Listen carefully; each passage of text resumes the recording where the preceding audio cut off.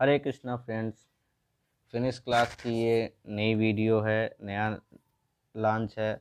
तो सबसे पहले मैं आर ओ आने वाले एग्ज़ाम जो 5 दिसंबर को, उसके लिए ई दृष्टि द्वारा जो अभी हाल ही में 6 महीने का करंट इन्होंने एमसीक्यू के माध्यम से प्रत्येक सेट के हिसाब से बनाया है, मैं उसको लेके आया हूँ। इसलिए लेके आया कि कुछ लोग ग्रामीण क्षेत्र से हैं, वो आराम से इसको वीडियो को देख के अपना प्रैक्टिस कर सकें, क्योंकि 5 दिसंबर ज़्यादा दिन है नहीं। तो मैं ज़्यादा बातें नहीं करूँगा, ये मेरा नया चैनल है। आप लोग को अगर ये वीडियो पसंद आती है, इनिशिएटिव जो हमारा इनोवेशन है, ये पसंद आता है कि हम इसके माध्यम से आपको और भी चीज़ें प्रोवाइड कराएं, अगर आपको पसंद आता है तो प्लीज़ लाइक करें और कमेंट ज़रूर करें। साथ साथ सब्सक्राइब और बेल आइकन ज़रूर दबाएं, जिससे कि आगे के जो वीडियो हैं हम वो आपको और अच्छे से प्रोवाइड करा सकें और हम आपको अच्छे से अच्छा अपना बेस्ट से बेस्ट दे सकें, जिससे आपके एग्ज़ाम के लिए हेल्पफुल हो। आते हैं अब ज़्यादा बात ना करके प्रैक्टिस सेट पे। प्रैक्टिस सेट का पहला जो क्वेश्चन है वो पहला क्वेश्चन जो है वो 11 अक्टूबर 2021 को जो स्टॉकहोम में स्थित royal Swedish academy of science है, उसके द्वारा अभी 2021 के अर्थशास्त्र के लिए जो पुरस्कार दिया गया नोबेल का, वो किसको दिया गया है। तो पहला क्वेश्चन है तो किसको दिया गया है। 3 ऑप्शन हैं, David card, Joshua do Angrist और गुइडो डब्ल्यू इवेंस। ये तीनों को अर्थशास्त्र के लिए नोबेल पुरस्कार दिया गया है। फिर आते हैं हम दूसरे क्वेश्चन पे। 7 अक्टूबर 2021 को, डेट याद रखना सबका अलग अलग है, जितने भी नोबेल पुरस्कार हैं सबके अलग अलग हैं। कोई भी आर ओ ऐसा एग्जाम है, कुछ भी पूछ सकता है, तो कभी भी पूछ सकता है कि नोबेल का साहित्य पुरस्कार किस तारीख को दिया गया था, तो ये हमेशा याद रखना। तो दूसरा क्वेश्चन है 7 अक्टूबर 2021 को किसे वर्ष 2021 के साहित्य के क्षेत्र में नोबेल पुरस्कार दिया गया।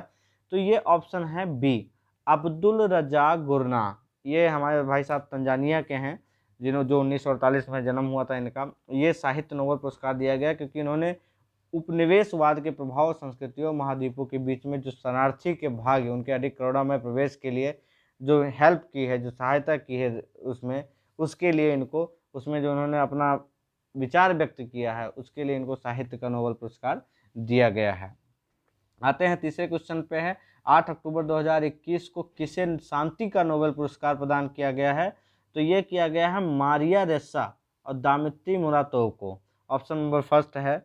ये इसलिए दिया गया है कि इन्होंने अभिव्यक्ति की स्वतंत्रता की रक्षा करने हेतु बहुत ज़्यादा इन्होंने अपना प्रयास किया है, इसलिए इनको शांति का नोबेल पुरस्कार दिया गया है। क्वेश्चन नंबर 4 है, 6 अक्टूबर 2021 को the royal Swedish academy of science द्वारा रसायन विज्ञान में नोबेल पुरस्कार की घोषणा की गई। तो इसके संबंध में विचार दिए गए हैं, तो उसमें सही कौन सा है वो आपको देखना है। तो जो पहला है ऑप्शन, इस वर्ष यह पुरस्कार जो है कितने वैज्ञानिकों को देने की बात कर रहे हैं कि 2 वैज्ञानिकों को संयुक्त रूप से प्रदान किया जाएगा, ये इन्होंने कहा। दूसरा ऑप्शन बोला है कि यह पुरस्कार जो है जर्मन वैज्ञानिक बेंजामिन लिस्ट और अमेरिकी वैज्ञानिक जो डेविड डब्ल्यू सी मैकमिलन हैं उनको प्रदान किया जाएगा। तीसरा ऑप्शन है कि यह पुरस्कार जो है एसीमेट्रिक आर्गेनो कैटलिसिस के विकास के लिए दिया जाएगा। तो इसमें ऑप्शन क्या है, इसमें ऑप्शन है आप देख सकते हैं, लेकिन इसमें ऑप्शन जो सही है वो तीनों सही है। सॉरी, इसमें ऑप्शन क्या है, वो तीनों सही है। तो इस बार 2 लोगों को संयुक्त रूप से दिया जा रहा है। एक कौन से हैं, एक आपके जर्मन वैज्ञानिक हैं और दूसरे अमेरिकी वैज्ञानिक हैं, बेंजामिन लिस्ट और डब्ल्यू सी मैकमिलन। पांचवा क्वेश्चन है, इसमें भौतिक विज्ञान की बात करता है कि भौतिक विज्ञान में किसको नोबेल पुरस्कार दिया गया है। भौतिक विज्ञान को जो नोबेल पुरस्कार दिया गया वो 5 अक्टूबर 2021 को दिया गया है, घोषणा की गई है। तो ये किसको दिया गया है, तो इसमें भी अलग अलग ऑप्शन है, जो घोषणा की है उसका विचार दिया गया है।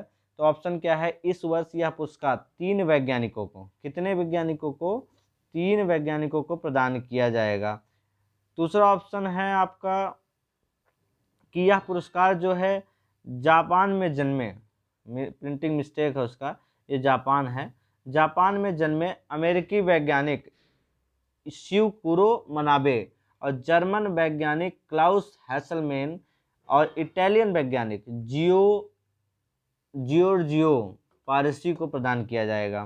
फिर उसके बाद स्क्यूरो मनाबे और क्लाउस हैसलमैन को पृथ्वी की जलवायु की भौतिक मॉडलिंग और जलवायु परिवर्तन के पूर्वानुमान की परिवर्तनशीलता, प्रामाणिकता और मापन के क्षेत्र में कार्यों के लिए चुना गया है। तो चौथा ऑप्शन है जो जियोचिया हैं, पारसी हैं, उनको परमाणु से लेकर ग्रहों के मानदंडों और भौतिकी प्रणालियों में विकार उतार चढ़ाव की परस्पर क्रिया की खोज के लिए इस पुरस्कार हेतु चुना गया है। तो इसमें ऑप्शन देख लेते हैं और इसका ऑप्शन भी सभी है।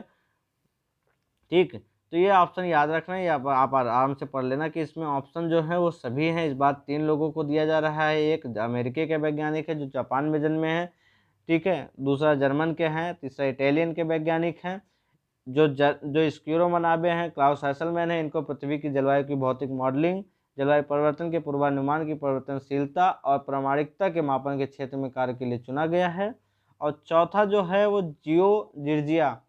जियोर्जिया पारसी को परमाणु से लेकर ग्रहों के मानदंडों तक भौतिक प्रणालियों में विकार उतार चढ़ाव की परस्पर क्रिया की खोज के लिए प्रदान किया गया है।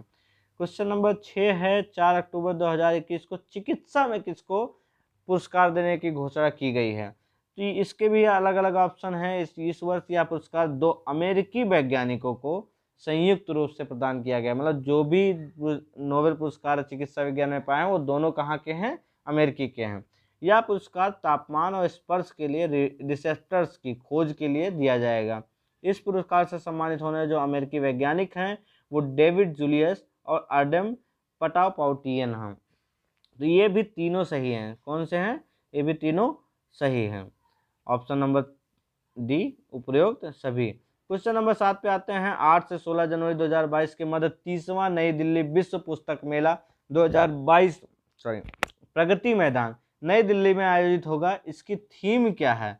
तो इसकी थीम है आज़ादी का अमृत महोत्सव। ये ध्यान रखना, ये इस समय बहुत ज़्यादा चल रहा है अमृत महोत्सव। इन्होंने अभी जो लॉन्च हुआ है 75वीं वर्षगांठ के थ्रू, तो ये आज़ादी का अमृत महोत्सव सबसे ज़्यादा ये क्वेश्चन इस पर मैक्सिमम मैं कह रहा हूँ कि 90% चांस है, 100 नहीं बोल सकता बट 90% चांस है आरओ में एक क्वेश्चन आज़ादी का अमृत महोत्सव से जरूर रहेगा। क्वेश्चन नंबर 8 आता है। 14 से 27 नवंबर 2021 के मध्य भारत अंतर्राष्ट्रीय व्यापार मेला IITF 2021 प्रगति मैदान नई दिल्ली में आयोजित होगी। इसकी थीम क्या है? तो इसकी जो थीम है वो क्या है? आत्मनिर्भर भारत। भैया हमको आत्मनिर्भर भारत बनना है, मोदी जी का कहना है आत्मनिर्भर भारत बनना है। क्वेश्चन नंबर 9 है। 8 अक्टूबर 2021 को केंद्रीय मत्स्य पालन, पशुपालन एवं डेयरी मंत्री पुरुषोत्तम रूपाला जो थे वो किस राज्य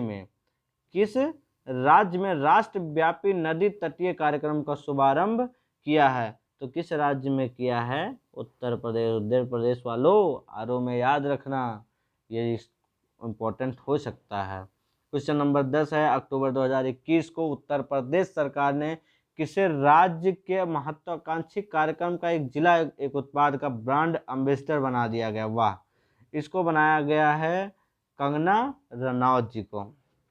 क्वेश्चन नंबर 11 है। 8 अक्टूबर 2021 को किसने पत्तन संचालन की डिजिटल निगरानी के लिए माई पोर्ट ऐप, कौन सा ऐप? माई पोर्ट ऐप। तो माई पोर्ट किसके लिए है? ये पत्तन से रिलेटेड है, पोर्ट से रिलेटेड है, याद रखना, जिसकी डिजिटल निगरानी के लिए लॉन्च किया गया है। तो ये किसने किया? भाई व्यक्ति का नाम पूछ लिया, तो व्यक्ति का नाम है सर्बानंद सोनोवाल, ये याद रखना। विश्व कपास दिवस कब मनाया जाता है? विश्व कपास दिवस मनाया जाता है 7 अक्टूबर को। कब मनाया जाता है? 7 अक्टूबर को। अच्छा, कपास जो है एक कृषि की 3 श्रेणी होती है, एक रबी होती है, खरीफ होती है, एक जायद होती है। तो जो कपास है वो किस में आती है? वो आती है आपकी खरीफ में, ये याद रखना ध्यान। क्वेश्चन नंबर 13 है। 7 से 20 अक्टूबर 2021 के मध्य किन 2 देशों के सेनाओं के बीच संयुक्त सैन्य प्रशिक्षण अभ्यास अजय वॉरियर? भैया सैन्य अभ्यास जितने भी हैं आप एक बार रट लीजिएगा, क्योंकि सैन्य अभ्यास से क्वेश्चन पूछ लिए जाते हैं। हाल ही फिलहाल में जो हुए हैं सैन्य अभ्यास उससे ज़्यादा याद रखिएगा। तो ये कहाँ पे हुआ है? चौबटिया उत्तराखंड में आयोजित किया गया है। और किनके बीच किया गया है? तो ये भारत और यूके यूनाइटेड किंगडम के बीच किया गया है, अजय वॉरियर। ठीक है। क्वेश्चन नंबर 14 है। हाल ही में विश्व स्वास्थ्य संगठन ने कब पहले मलेरिया रोधी टीके की सिफारिश की? वाह, क्या गजब क्वेश्चन है। ये आपका रिलेटेड है कोविड-19 से, तो ये याद रखना। मलेरिया रोटी टीके की सिफारिश की, तो सिफारिश कब की थी, ये की है 6 अक्टूबर 2021 को। क्वेश्चन नंबर नेक्स्ट है आपका 15 सितंबर 2021 को जारी IIFL wealth Hurun India rich list में किसे शीर्ष स्थान प्राप्त हुआ है, तो ये हुआ है भैया मुकेश अंबानी और परिवार को, जो आजकल सबसे ज़्यादा शीर्ष पे चल रहे हैं। क्वेश्चन नंबर 16 है 7 अक्टूबर 2021 को उत्तर प्रदेश सरकार ने लखीमपुर खीरी हिंसा की जांच के लिए किसकी अध्यक्षता में, भैया अभी सुनाई पड़ा था, मैं कह नहीं रहा हूँ कि गृह राज्य मंत्री के बेटे ने किसानों को उड़ा दिया था, तो उसी हिंसा की बात चल रही है कि जो समिति बनाई गई, जो आयोग बनाया गया, उसकी अध्यक्षता कौन कर रहा है, तो उसकी अध्यक्षता कर रहे हैं न्यायमूर्ति प्रदीप कुमार श्रीवास्तव जी। क्वेश्चन नंबर 17 है सितंबर 2021 में किसे SDG प्रोग्रेस अवार्ड से सम्मानित किया गया है, तो ये किया गया है भैया शेख हसीना जी को। कहाँ की हैं ये, कमेंट करके जरूर बताएं। क्वेश्चन नंबर 18 6 से 8 अक्टूबर के मध्य 2021 के मध्य भारत जापान द्विपक्षीय समुद्री अभ्यास है, जिसको जिमेक्स कहते हैं, उसके 5वें संस्करण का आयोजन हुआ, वो कहाँ हुआ है, तो वो हुआ है आपके अरब सागर में। कहाँ पे हुआ है, अरब सागर में। क्वेश्चन नंबर 19 है 4 अक्टूबर 2021 को किसे जापान के नए प्रधानमंत्री के रूप में पदभार ग्रहण किया है, तो वो उन्होंने किया है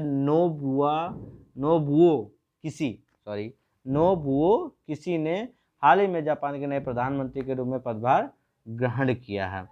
क्वेश्चन नंबर 20 है 27 सितंबर से 1 अक्टूबर 2021 के मध्य भारत किस देश के बीच औद्योगिक सुरक्षा समझौता शिखर सम्मेलन नई दिल्ली में आयोजित हुआ है, तो वो किसके बीच में हुआ है, भारत और USA के बीच में। क्वेश्चन नंबर 21 है 7 से 8 अक्टूबर 2021 के मध्य 7वीं G20 पार्लियामेंट स्पीकर समिट 2021 कहाँ आयोजित हुई है, तो ये हुई है रोम में। कहाँ पे आयोजित हुई है, ये हुई है।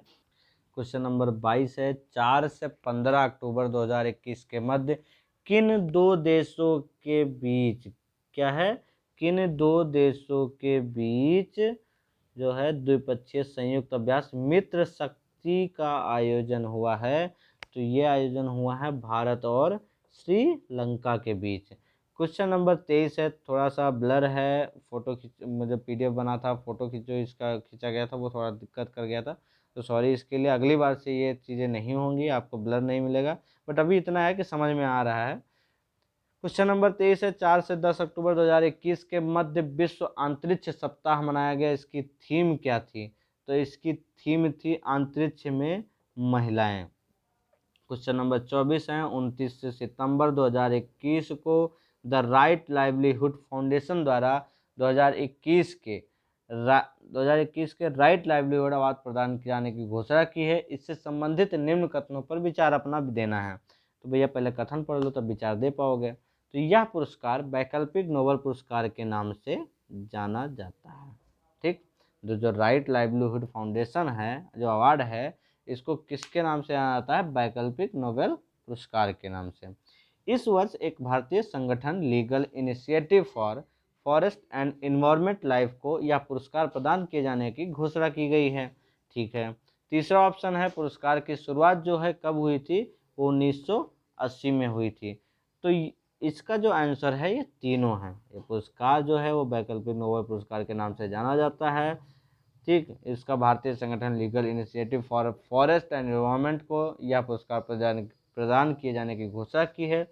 इसकी जो शुरुआत हुई थी वो 1980 में हुई थी।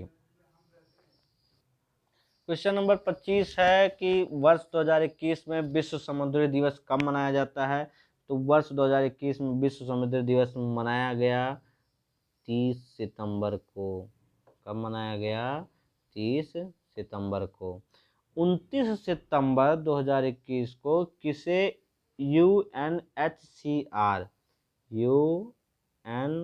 UNHCR, ठीक है, द्वारा वर्ष 2021 के नेल्सन शरणार्थी पुरस्कार से सम्मानित किए जाने की घोषणा की गई है। तो ये किसे किया गया है? जील अल्बेना association for humanitarian development, JAAHD। ये याद रखना, थोड़ा बड़ा क्वेश्चन है। क्वेश्चन नंबर 27 पे आते हैं। 27 नंबर क्वेश्चन है, हाल ही में launch Ayushman Bharat digital mission से संबंधित निम्न कथनों पर विचार करना है आपको।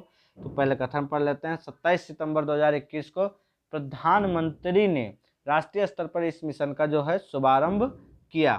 ठीक, दूसरा क्वेश्चन है, इस मिशन के तहत अब प्रत्येक नागरिक को एक डिजिटल हेल्थ आईडी मिलेगी और उनके स्वास्थ्य रिकॉर्ड को डिजिटल रूप से सुरक्षित रखा जाएगा। तीसरा ऑप्शन है, यह मिशन देश भर के अस्पतालों के डिजिटल हेल्थ समाधानों को एक दूसरे से जोड़ेगा। तो ये तीनों ही सही हैं। तो आयुष्मान भारत डिजिटल मिशन जो है, इनसे संबंधित जो कथन है कि 27 सितंबर 2021 को प्रधानमंत्री ने राष्ट्रीय स्तर पर इसका मिशन शुभारंभ किया है और प्रत्येक नागरिक को डिजिटल हेल्थ आईडी भी मिलेगी और उनका स्वास्थ्य रिकॉर्ड डिजिटल रूप से ही सुरक्षित रखा जाएगा। ठीक, और देश भर के अस्पतालों के डिजिटल हेल्थ समाधानों को एक दूसरे से जोड़ेगा। क्वेश्चन नंबर 28 है, सितंबर 2021 में वैज्ञानिक एवं औद्योगिक अनुसंधान परिषद CSIR द्वारा शांति स्वरूप भटनागर पुरस्कार की घोषणा की गई।